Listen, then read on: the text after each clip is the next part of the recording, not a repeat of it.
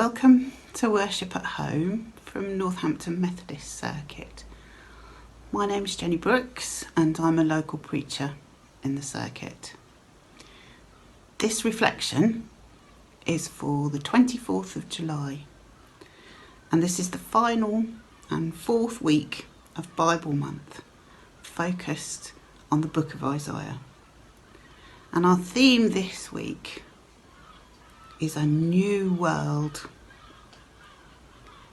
Judah, a small nation feeling threatened by aggressive neighbours, is trying to make alliances in order to protect their existence. But in doing so, they forget about the God who has walked with them throughout their history. The prophet feels compelled to tell the king that his plans are going to result in catastrophe. And over the course of time, these terrible things happen: destruction, exile, and then return. The last 6 chapters of Isaiah that we think about this week focus on what the future might be.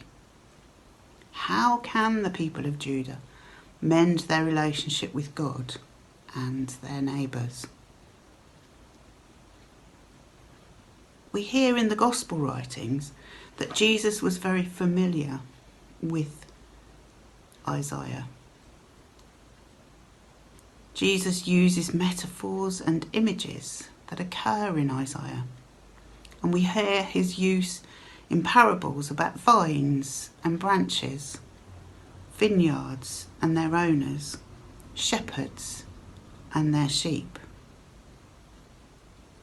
What we don't know is whether Jesus used these images because he knew they would be understood by the people first listening to him in first century Galilee, or if he was deliberately putting himself into Isaiah's pictures and words because he understood himself to be the fulfilment of that vision.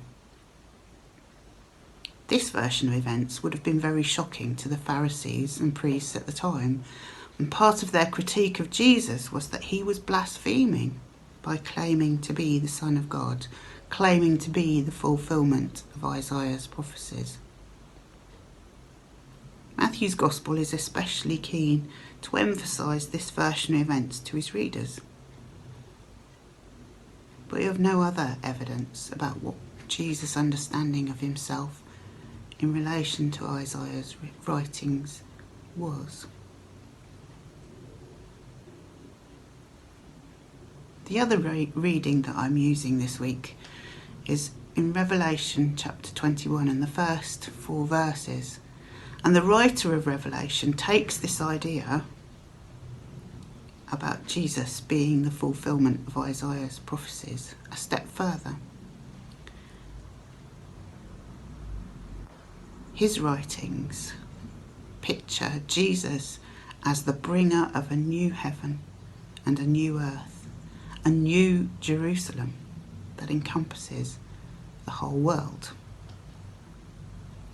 The challenge for us, 2,000 years later, is what does this mean now?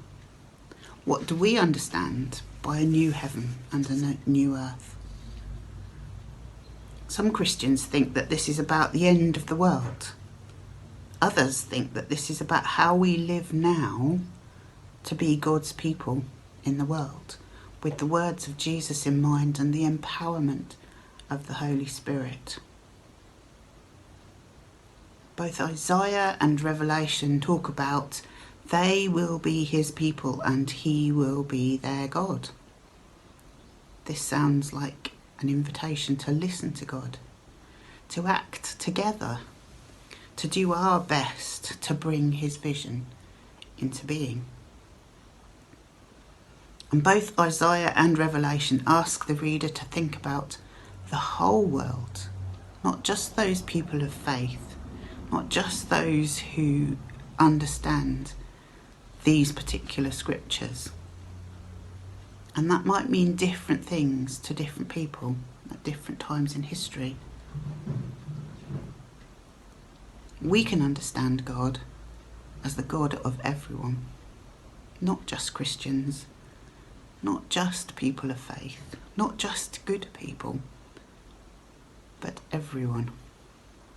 This is a big challenge for all of us, but needs our reflection and then action.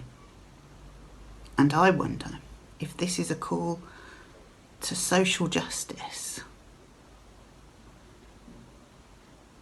Much of Methodist history asks us to be involved in social justice, and now is no different. The themes and the practicalities are different. But today, it seems like this is what Isaiah is talking about.